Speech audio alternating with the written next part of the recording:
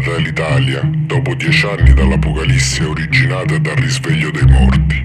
Esiste ancora una civiltà? I sopravvissuti al genocidio della razza umana in che tipo di società convivono? Un reportage giornalistico, dinamico e realistico, ci pone al seguito di una squadra operativa di legionari incaricata dal neocostituito Impero Italico Libero di attraversare la penisola invasa dagli zombie. Una sortita stravagante comando di 7 miliziani partirà dal distretto di Centocelle, sede romana del governo imperiale, per tentare di raggiungere uno sperduto distretto in Basilicata, dove pare si stiano conducendo in gran segreto terrificanti esperimenti sui risorti dagli esiti sconvolgenti. Una giovane giornalista li accompagnerà allo scopo di documentare l'esito della pericolosa missione. 1000 insidie attendono al varco i componenti del drapello e non saranno solo gli zombie ad intralciare il loro cammino.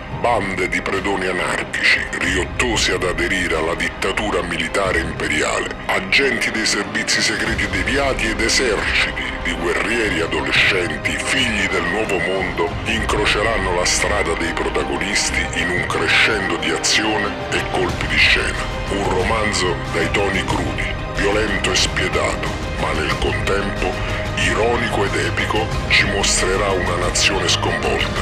Ma il cataclisma che si è abbattuto in Italia è riuscito a spazzare via i vizi, le ingiustizie e le miserie umane che la caratterizzavano prima dell'alba dei morti viventi. Apocalisse anno 10. Viaggio nell'Italia degli zombie. Arcadia Editore di Nicola Furia.